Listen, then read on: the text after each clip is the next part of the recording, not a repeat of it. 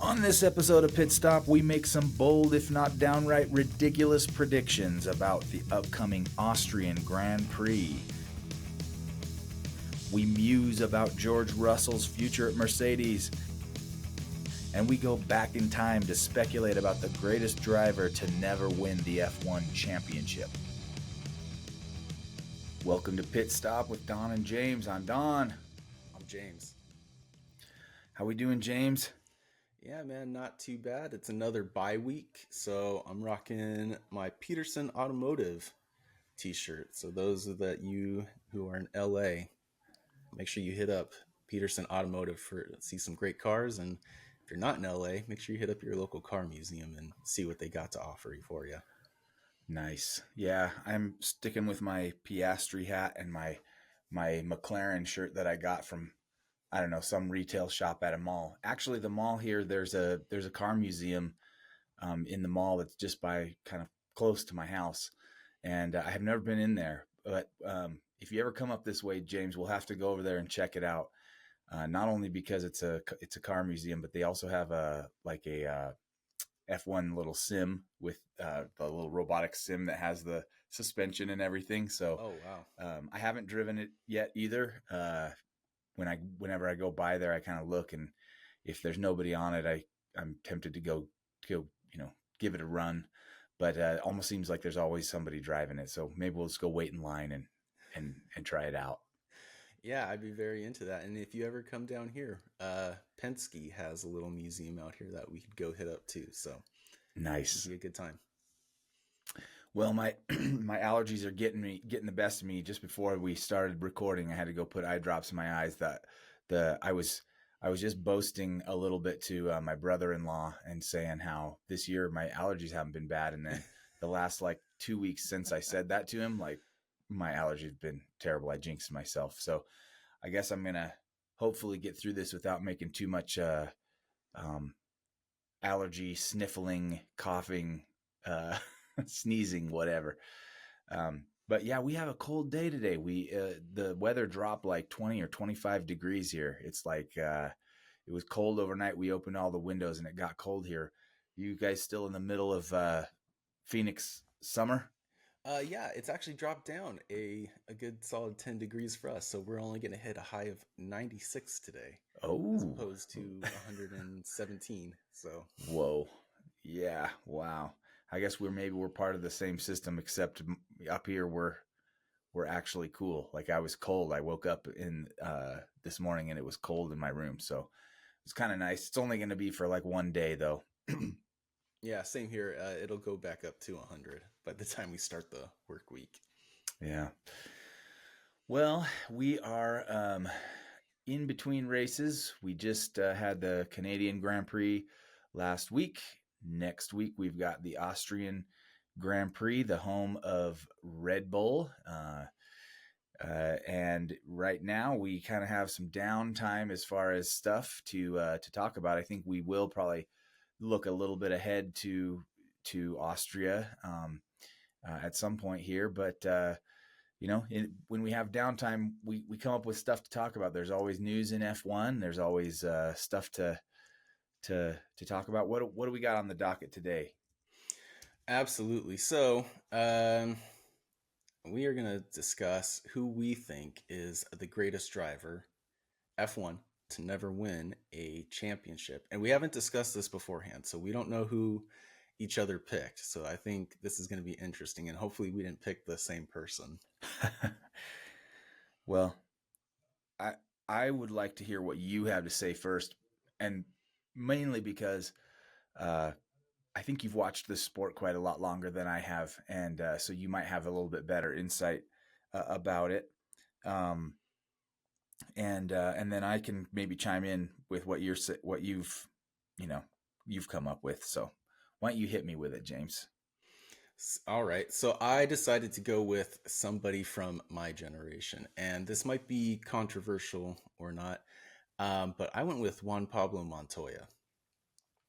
Juan Pablo Montoya is somebody that I grew up watching in IndyCar or kart as it was back in those days in the late 90s before he went off to F1, later returned to IndyCar. But I'm going to get into why though, but I'm just going to kind of look at his brief history. So coming up, he in '97 he went to join F3000, which used to be the feeder series for Formula One, under Helmut Marko for his team RSM Marko back in the day. The Helmut Marko. And that was in '97. He joined up. Other notable names that raced in F3000. I don't know if these names will be familiar to you, but people will probably recognize them. John Alesi, Christian Fittipaldi, Luca Bador, Roberto Moreno, Olivier Pani, Justin Wilson, Sebastian Bourdais, just to name a few, right? Some of these guys went on to race in F1 and had great success. Some went on to IndyCar or kart and had great success there as well. And Juan Pablo Montoya won the title in '98 for the F3000 championship. So he comes from a great pedigree, right? Because shortly after that, he ran into kart in the '99 season, joining Chip Ganassi. He won the third round in Long Beach and ended up winning uh, the whole championship that year in his rookie year. He beat Dario Franchitti. They were tied at 212 points. So despite tying, he still came out on top.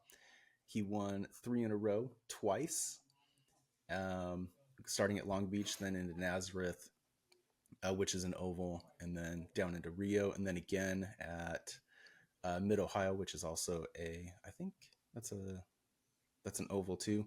Then down into Chicago, and then over into Vancouver. And later in the following year in 2000, he won the Indy 500. So that's just leading up to F1. So a great pedigree going Yeah. into F1. But before I get into his F1 career, I want to hear who you picked. Oh boy. Well, I had to do a little bit of reading, so I kind of took a little bit of a different angle on it. I, we're not the first people to explore this topic. Um, Most of what I read seemed to indicate that Sterling Moss was the greatest F1 driver who never actually won it. Now Sterling Moss was around a long time ago, kind of at the onset of Formula One. So we talked a little bit about this last week, I think, when in one of our topics. It was a bit of a different racing series back then. Um, but yeah, Sterling Moss, I kind of got the sense there was multiple articles that talked about this, that he was uh, considered one of the best to never win it all. Um, so the closest that he got was in 1958. So remember, I think F1 started in 1950, if I'm not mistaken. So this is within the first decade. Um, and um, anyway, he had 16 wins he only really raced 66 times. So that's actually a pretty good winning rate, you know. And that was, I think, one of the big reasons why he was considered one of the best to never win the championship. I read a little bit about Ronnie Peterson, who's a Swedish driver. And I had to go down the list of ways to really get to people that I knew. Gilles Villeneuve, Canadian racer, was another one that was on the list. Um, and you know, I will say one other thing about my research too. Like, it was a bit of a tragic thing to read because a lot of these old racers died. Villeneuve, um, you know, he died after a crash, I think, in the qualifying of Belgian Grand Prix.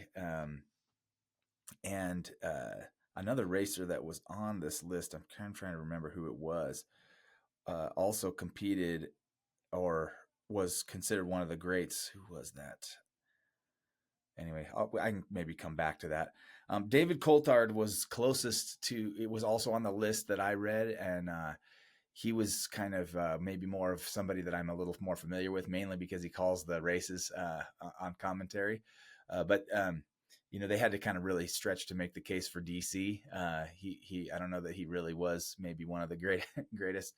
But he did have some good finishes. I think he finished third in the championship, maybe once or twice, and won some races.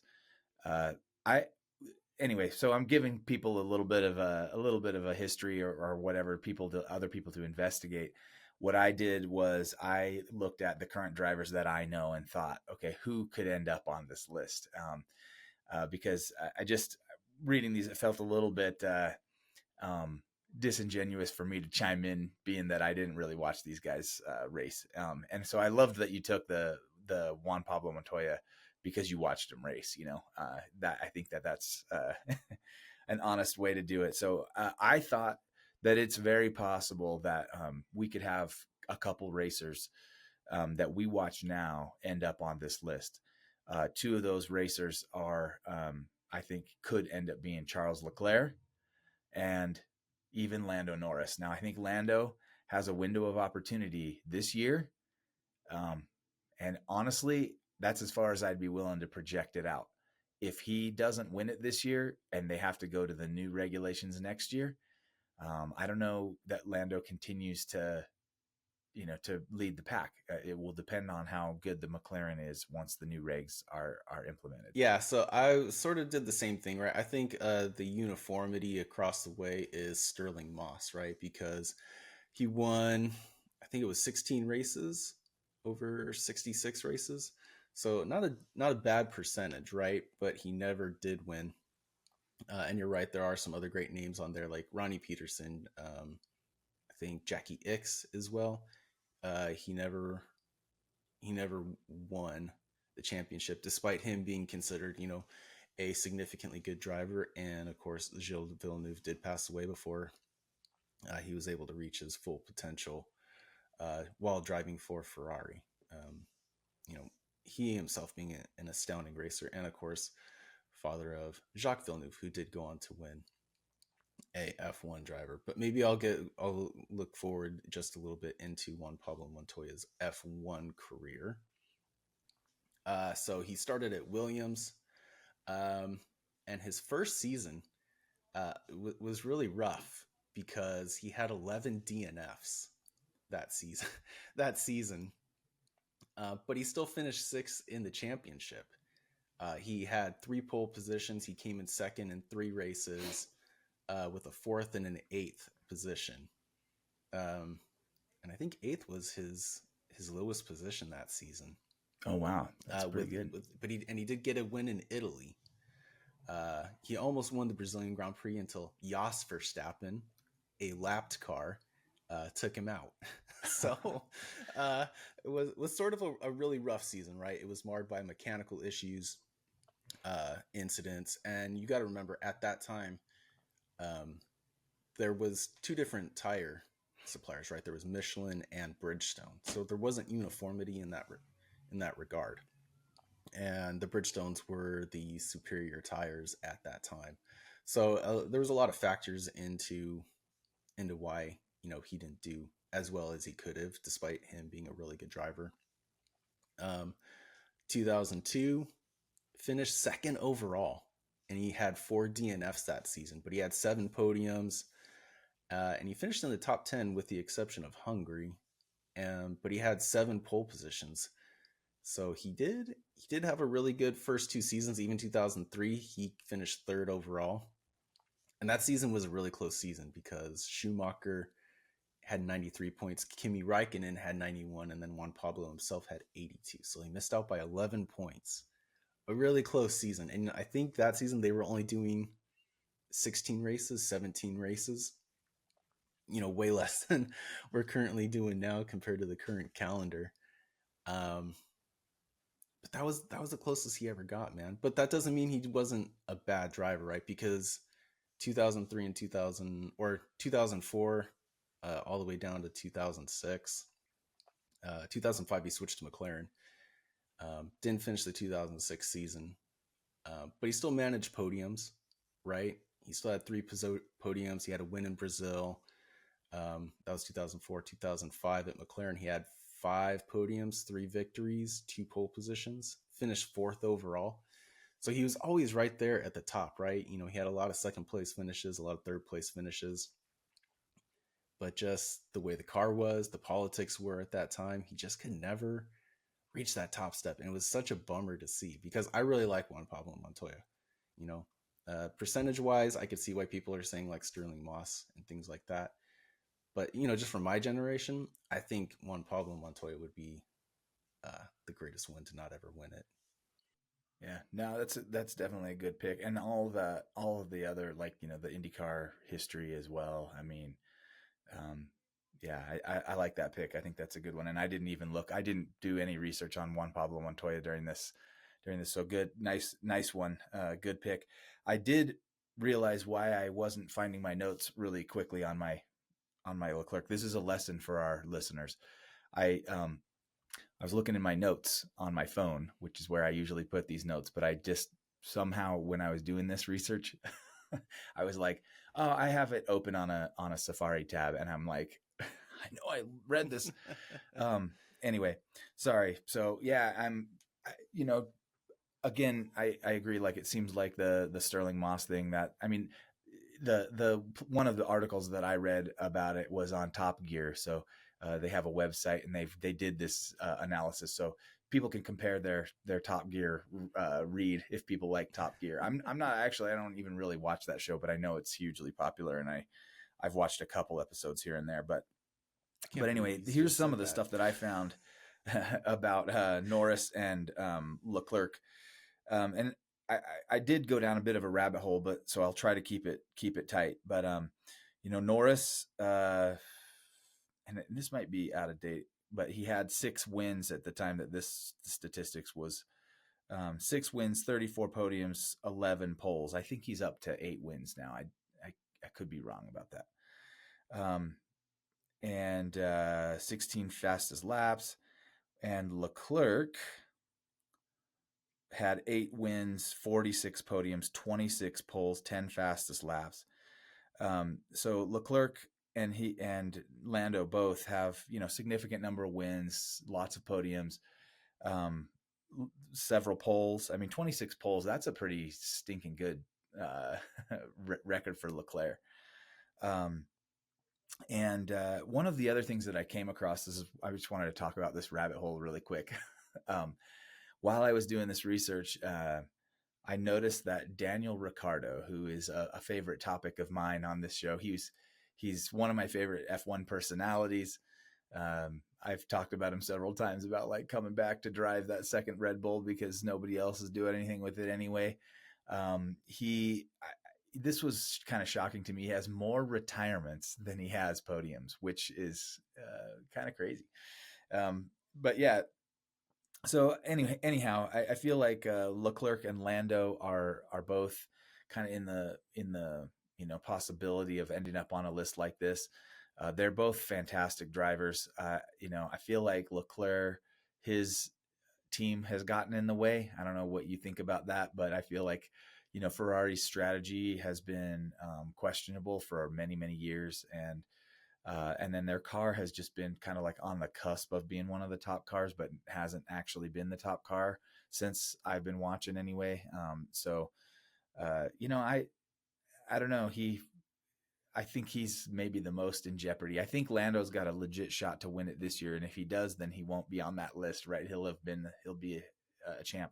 But Oscar Piastri's given him, a run for his money this year, and I think Oscar has just as good of a chance, if not a little bit better chance, because I feel like he drives the way that a champ has to drive, and and so he's just like a little more aggressive than Lando seems to be, and therefore I think Oscar could come and kind of steal this one out from under him. And if he does, then I think we're really in that zone of like, if the McLaren car in 2026 isn't top notch, Lando runs the risk of never getting that championship. So yeah, those are my takes. No, Yeah, you're right. Ferrari definitely seems to be shooting themselves in the foot more often than not. They are their own worst enemy when it comes to race strategy. yeah. Um, but like, just to keep singing the praises of Juan Pablo, he won the 24 Hours of Daytona 3 times. Oh He's won man. the Indy 500 twice. He won the IMSA championship in 2019 with Acura Penske, with Dane Cameron as his second driver, um, who is a phenomenal driver and has a great racing pedigree on his own. And then, sort of a controversial topic. I know we've talked about the Triple Crown before, which is the Indy 500, 24 Hours of Le Mans, and Monaco. Um, I believe it's Graham Hill is the only driver to win all three races. Um, Montoya claims he's won all three, that he is a Triple Crown winner. So he's won the Indy 500. He did win Monaco. And then in 2021 at Le Mans, he won his class. Not an overall victory. He won his class, Ah, which was the LMP2 Pro Am class, not even just the regular LMP class. So uh, I don't know that I would really count that as a Triple Crown. He seems to think it is a Triple Crown. Um, I don't know what your thoughts on that, but that's pretty controversial in my eyes. I don't know enough about Le Mans and that, how the classes work to really weigh in, but it's impressive nonetheless. I mean, It is impressive. that's a good stat.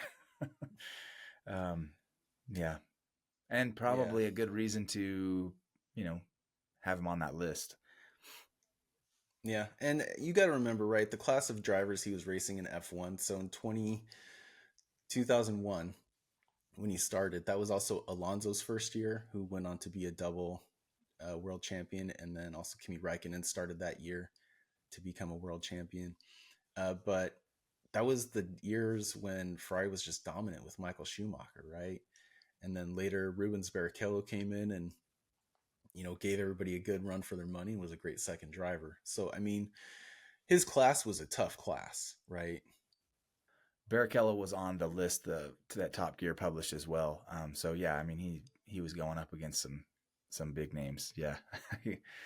And I I think that that's what we'll say too if Lando and Charles end up on this list, right? Is hey man, they were going out there and they were racing against the likes of Max and Lewis Hamilton and Alonso. Man, Alonso's Right. been around for a long time. So I think that this is what happens a lot of times in sports. We see it elsewhere. Anybody in the NFL who had to play against the Patriots during the Tom Brady era, that Right. there will be greats who missed their chance. I know that I was as a basketball fan, my childhood years were filled with disappointments of losses to Michael Jordan. You know, uh, great basketball players who never were champions. That's a topic that's always brought up. So yeah, I mean, this happens time and time again in sports, and it's kind of unfortunate, but we do get the benefit of watching these great performers do their thing, and whether they win the championship or not. I have loved watching Lando. I've loved watching Charles. Um, I mean, I even have loved watching Lewis Hamilton in the years when he didn't win. And sometimes it's hard to, in the middle of these dominant years, uh, enjoy and appreciate what they're doing. I mean, it's easy to hate Max Verstappen because he's got some rough, a little bit of roughness to him. But man, that guy is a good racing driver. I mean, he is very good in all the areas that a racing driver should be. And so if he was a little softer personality, he might be easier to like, but he also might not be the same dominant driver, right? So I'm trying my best to appreciate some of these guys while they're in it and doing their stuff. I know that as a basketball fan, I hated watching Michael Jordan when I was a kid and found every reason to complain about him, being a ball hog or being I don't know, whatever you want to say it, but uh, you know, this is what happens in sports. Sometimes there's just these dynastic uh, um, performers, and they end up being just in another level, and if you end up against one of those guys, it's a bit of a bummer. So Yeah, I agree, but being coming from LA as a Lakers fan, I can't really complain too hard since we had quite a few championships in my younger years with Kobe and Shaq. So, that's uh, true. yeah, can't When I really was a complain kid, there. even though I'm from Portland, Oregon, and I watched the Portland Trailblazers and I love them, my favorite player of all time was Magic Johnson. From the Lakers, and my dad, who is from the area, right there where you're from, he was sort of a Lakers fan when he was younger, and so uh, we watched a lot of Lakers games, and we watched Magic Johnson and Kareem Abdul-Jabbar, and yeah, I mean, it was they were a dynasty too in their day, and caused a lot of great players to not win. So yeah, it's part of the ebb and flow of sports. Yeah. So maybe just shifting gears a little bit. We've got Austria coming up, man. Austria, sort of an interesting track, right? Because they have three DRS zones. About half the track is DRS. So it creates a really nice DRS train through the whole race. Also, a very short track. I'm not really sure how I feel about it just on being a short track. I do like that there's a lot of elevation change. I do like that there's some great overtaking opportunities, but the short tracks just really doesn't do it for me. Yeah. Yeah, it's well, so here's a couple interesting little facts, I guess. Uh it is a short track, and it's a lot of laps. I think there's more than 70 laps in this race. So usually the shorter the track, the more laps we do. I was looking at it, and because of the nature of the track and the three DRS zones and stuff, I do think sometimes it lends itself to not be the most exciting race. And maybe one circumstantial evidence of that is I was looking back at the highlight reels from last year on uh, the F1 website, or the F1 app, and there there was the highlight reel for the race. There's a highlight reel for the qualifying, and there's a highlight reel for the sprint. There's a sprint race, and the race one highlight reel was the shortest, the shortest length of video. So I just looked at it and I go, the race is much longer than both of those other events. Why is there so few, so few highlights? And it was because there just wasn't as much action throughout, but it was an exciting finish to the race, and the race for the top three positions was fantastic. I think our previous discussion that we were just having about all-time greats and great racers who haven't won the championship kind of plays into this, because the battle of the top three in last year's race came down to a collision, really, between Lando and Max, right? Right. Yeah. You're right.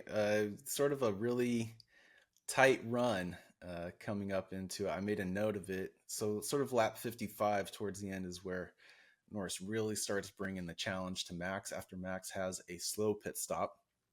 And then on his out lap, he locks up going down in, I think they classify it as turn 4, but it's sort of that run starting to go downhill.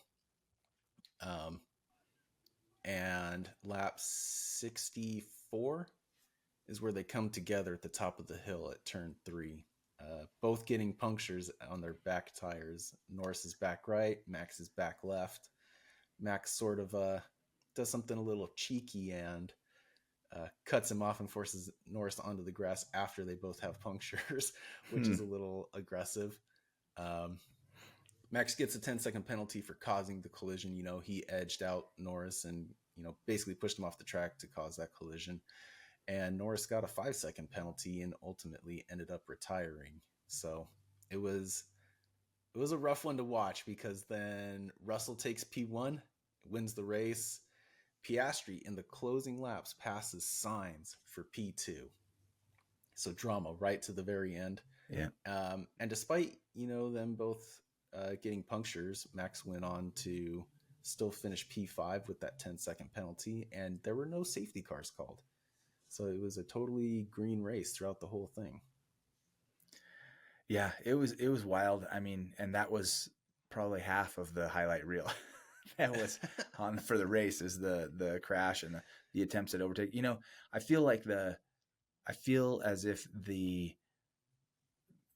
if I'm remembering this right, and it's been a year now, but a lot of the criticism about Lando Norris is that he isn't aggressive enough. I mean, I've criticized him on this podcast about that. Uh, I've heard it from others. It's not like a new idea that I've had. Um, and I felt like that was sort of being discussed in the races leading up to Austria last year, and it sort of, I think maybe it got into Lando's head, or he was just trying to live up to that level of aggression, and he made more aggressive moves. I felt like in the straight up challenge with Max, and yeah, it just ended up kind of being a uh, you know a bit too much, and I don't know how much of it was Lando versus how much of it was Max being too aggressive on the defense or whatever. But it seemed to me like Lando clearly had the faster car, and Max was just trying to pull out all the stops to prevent him from getting around. And a lot of it was decent, just placing his car in the right spot through some of the turns. But then, Lando definitely complained about some of the moves Max was making, moving under braking. Uh, I don't really know this rule, so maybe you can kind of help me understand it. I mean, maybe I do understand it, but it doesn't feel solidified in my mind. But basically, it's like if the trailing car makes a move, right? The car in front is allowed to sort of make one defensive move, and it was like Lando was complaining that he went for one move, Max moved, and then moved again, trying to block him on from taking the other side. So I don't really know how that rule works. Do you know about that, or how that? I know Right. there's. So that's usually what you'll hear the commentators talk about, like selling the dummy. You'll see the back Mm-hmm. marker or the back car, like maybe fake right and then shoot left, or, go left and then shoot right. Yep. That's because you can only make one move if you're the defending car, but also you're not allowed to move under braking, which when I rewatched the race, it looks like that's what Max was doing. It looks like, there was one moment where they were running up to the hill at turn three, and, uh, Norris kind of sold the dummy going left, and then he went right, and they're already at the braking zone, and then Max kind of goes left, and then he goes right. Like, it's so subtle, but it really looks like he was moving under braking. So I get why Norris was understandably frustrated, because it wasn't just in that race, right? Because they were also duking it out in the sprint race the day before, because Max, Piastri, and Norris, finished 1, 2, 3. Norris and Max were battling, um, and ultimately Norris kind of took himself out of winning the race, because at turn three he passed Max with a late lunge. Then running down into turn four, Max made a late lunge to get past Norris, and then Piastri, ever the opportunist, snuck by his teammate. So uh, it was just kind of a build up to them coming together all weekend. Yeah. Yeah, you're right, and it was exciting. I mean, it was definitely exciting. This is the kind of stuff we want to see in the races, and yes, good for Oscar who came in there and took advantage, and George. This was a thing I mentioned last week about the puncher's chance in Formula One, and I mean George was there to scoop it up. We talked about it briefly last week because obviously George won the last race, and we looked at the results from last year in Austria, and I kind of made the prediction, oh, maybe he'll get another one, in Austria, but he didn't. He won it. He won it as a result of something going wrong for the cars ahead of him. So, maybe not for next race. I don't know. I'd like to see George win some more. I think and part of the reason is because I've liked George as a racer for a while, and I think he definitely belongs in the sport, and he doesn't have anything tied up for next year. And I'd like to see him get the best that he possibly can get. It would be a bummer for him to have kind of clawed his way up to being in a top racing team like Mercedes, and then if he ends up having to race in an inferior car again next year, I think that would be a bit of a shame. So I would like to see George win it again, but I don't know I don't know. Last week I thought I did, and then when I went and rewatched, I was like, well, but last year he won Austria because Lando and Max crashed into each other and sort of took themselves out of the top spots. So Yeah, it's sort of speaking about George. On the F1 website, they released a article talking about um, Toto Wolff re-signing George Russell, and it was sort of an odd article to read because the title was something along the lines of Toto Wolff insists Russell's Canada victory doesn't affect his Mercedes deal, which I don't, which is sort of an odd title, right? Because he doesn't have a deal for next year. um, and like the second sort of tagline was like, "Oh, Toto Wolff insists that there's a timeline to re-signing George." But my whole thing is, why not just re-sign him? Like, obviously, Russell is going to want to stay with Mercedes. He's been a Mercedes driver. Mercedes is the one that got him the drive at Williams to start his F1 career. Even though Williams wasn't the best team, Russell still had some shining moments for the Williams team. And now that he's been at Mercedes, he was bringing the fight to Hamilton when Hamilton was there. And now that Kimmy's there, like, he is the senior driver and he's really showing it, right? He's Mm-hmm. had a lot of great finishes. Like, we've just been singing his praises this whole season. So what is Toto Wolff's holdup on re-signing him? Like, my thinking is that Toto Wolff is waiting to see if he can get Verstappen. But also, why would you want Verstappen? Just keep George and make George the world champion. Like, if you think your car is going to be a world championship car, like, George obviously is a very great driver. Him and Yeah. Max and Norris have been racing since they were kids. Same thing with Leclerc. Like, they all know each other. They've been racing themselves for 20 years now almost. Yeah. It's, I it's think a you might tough have, one. I think you might have hit on exactly why. I mean, if you get a chance to sign Max, I think you maybe you take it. I think there'd be some people that were upset, right? Like, there's been a bit of bad blood between Christian Horner, the Red Bull group, and almost everybody else Yeah. on the grid. Although I think that Horner seems to have more of a beef with Zach Brown than he does with Toto. Uh, and I think Horner must respect Toto a little bit. But the bad blood really boiled up, maybe boiled over when in 2021 when the controversial ending between Lewis Hamilton and Max Verstappen. Uh, yeah, I think that kind of like almost at that point it was like I don't know that Max, like it was almost like a nail in the coffin between Max and any possibility of ever racing for Toto or Mercedes. But these things, maybe things simmered down.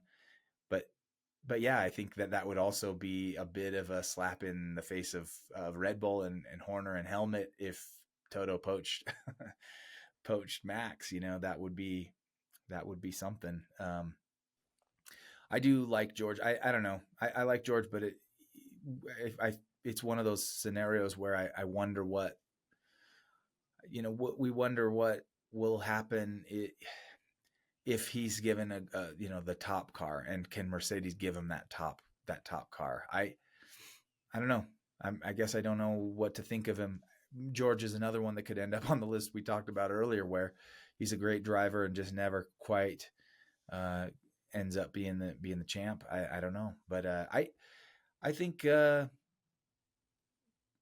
it would shock me if Toto did anything other than re-sign George or sign Max. Like I can't think of any.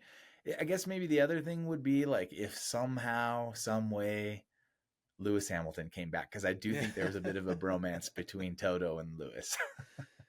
So maybe if that was something that was being somehow discussed. I don't even know how that works. That's a thing I don't fully understand in Formula One. If you're in a contract, um, if there's any negotiation to get out of contracts or trade contracts or anything like that. I've never quite been able to piece that together in my time watching, and nothing really ever dramatic like that has ever happened. It's always, they're in a contract, their contract expires, and then they re-sign, kind of like free agency in other sports. So yeah, I'm not really sure what to make of what Toto's doing there.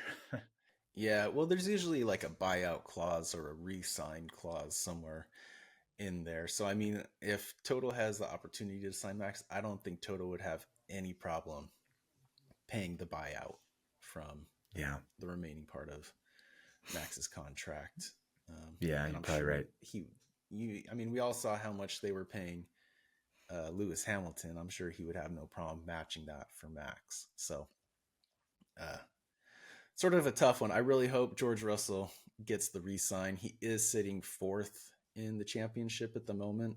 I think all the top teams, right, like McLaren, Red Bull, and Mercedes, I think they all have pretty fast cars. Like they're all pretty similar. It just depends on the track that you're at, right? Yeah.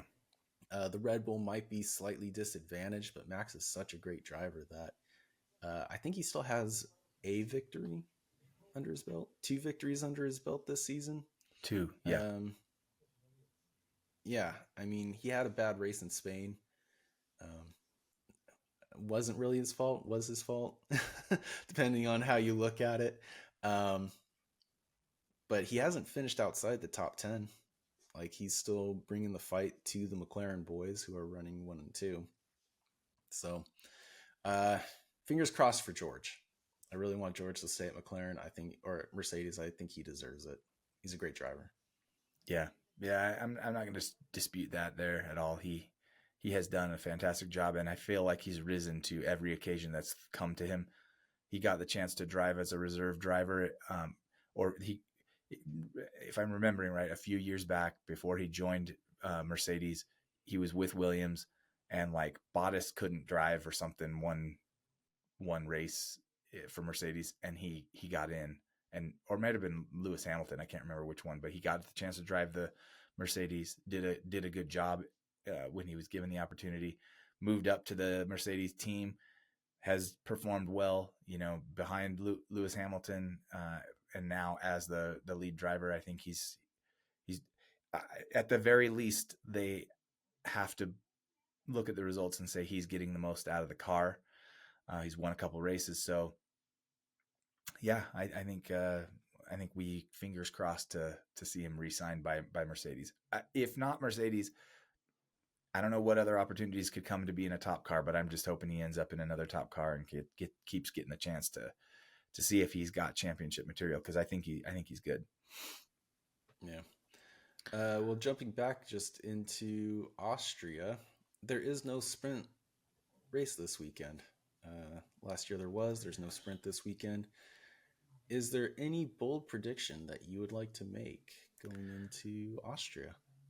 Yeah, yeah. I'm gonna go with some interesting bold ones. The first one maybe not so interesting, but I think Max is gonna win this thing.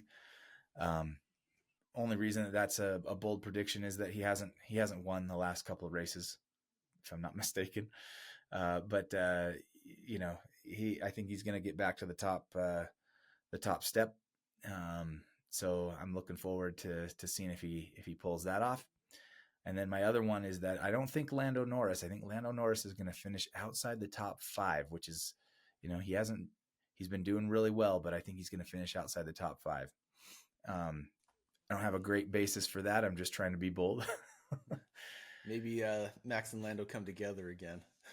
Well, that was one thing that came to my mind. I was like, okay, if this starts to heat back up again, and he gets a little too over aggressive trying to get back into form, after his flub last week, with the running into the back of his teammate. Um, hopefully it doesn't happen, but maybe I kind of saw it a couple of ways. One is he did crash out basically, of the Austria Grand Prix last time. He crashed out last week. He might be trying to tiptoe a little bit because he doesn't want to repeat what happened in Montreal. So uh, that was maybe where my head was at when I thought, okay, he's going to finish outside the top five. Man, okay. I went kind of on a different trajectory All than you. right. I predicted that I'm going to predict that McLaren will finish first and third with Piastri taking P1, Norris P3. I think George Russell will continue on that momentum and come P2. Very quick driver. I think he's got what it takes, man. Canada's a very fast track, and they qualified pole. So I think this is also very fast track. So I'm thinking he'll do about the same, especially if it's about the same type of weather. And then I'm going to predict one more. I'm going to predict Fernando Alonso. I'm going to predict Fernando Alonso is going to continue on his momentum and come P8 or better. He had a P7 at Canada. I'm hoping we've seen the the change, the page turnover, and that he's just going to be in the points from here on out. I think that that's great. I hope that you're right about Fernando because I hope I'm right too. yeah.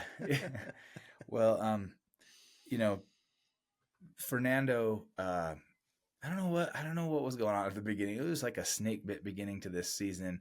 And he seems like he's digging out of the hole right now. So that's good news. And it's what 2 points finishes in a row for Fernando. Yeah. So yeah, let's keep that momentum going. And I as far as Fernando goes, well, I had a point that I was going to make. Let's see if I can remember what I was going to say. I think my brain is being affected by these allergies and taking allergy medicine and stuff. I'm a dullard right now. But yeah, Fernando with the 2 points finishes in a row. Um, um, I don't know. It seems like maybe he's flipping the script a little bit on the season. Uh, hopefully Austria works out well for him. Stroll back off of the hand injury. Let's see if Stroll can keep it going. Because I was actually moderately surprised when we looked at Stroll's stats. He had more points than we thought, but I feel like he's dropped off ever since we made that point. Maybe we jinxed Stroll a little bit. But yeah, let's see what they got. There's only a couple of racers left, a couple of drivers left that haven't scored points, right? Bortoleto and Colapinto. Is that true? I think those are the only two drivers that have not scored I mean, points. Doohan as well, but he's Yeah, you not. can't count Jack Doohan. He's not driving anymore. Yeah. Unfortunately. Well, what do you think? Maybe that's what we can. One other point we can touch on is Flavio going to bring Doohan back, or is he going to keep Colapinto in there? What do you think? Uh, Man, so this will be Colapinto's fifth race, so he will match Jack Doohan in races. Um, hard to say. I mean, his highest position for Colapinto was 13th, and he's done it twice. I think maybe if we see some miracle of Colapinto getting into the top 10, possibly. But other than that, I honestly couldn't say. I apologize. Jack Doohan did 6 races. He had 2 DNFs, and his highest position was also 13th. So we've got 2 more races to figure it out. Yeah, that's. I mean, what a choice to have to make. Neither one of them's doing particularly great. I don't know if either one of them brings in more sponsorship money. I don't know. It's kind of a weird toss up. Yeah. to have to make that kind of a call. Well, Jack Doohan's lowest position was 17th, and Colapinto's was only 16th. So maybe if Colapinto's running the same stats, maybe they'll switch him back. Who knows? Yeah. Wouldn't be any harm in it, right? Because they're both at 0 points. Yeah. And they're both running about the same. Maybe just put Jack in and let him finish out the season. But we'll see. I wonder if Flavio Briatore is getting a lot of little bribery type gifts from their agents. I'd be surprised if he took them. Right? Yeah, I wonder if there's some weekend trips out to Jack Doohan's family resort or Colapinto's. I don't even know. Just making stuff up now. But yeah, I'll be interested to see what happens with that one too. Another storyline we can follow throughout the year. Absolutely. Well, I think that's everything. I'm gonna finish off by saying Juan Pablo Montoya is still my favorite driver to never win a championship. uh, despite having great success in F1 and outside of F1. Um, Coming from my generation of drivers, the drivers that I grew up with, I still think McLaren are going to take first and third. George coming a nice second, and I do expect some great midfield battles going into the next race. Nice. I love it. All right. Well, we'll have to recap Austria next week. Sounds good, man. Adios, and have a great I, Sunday. all right, and I will say Auf Wiedersehen.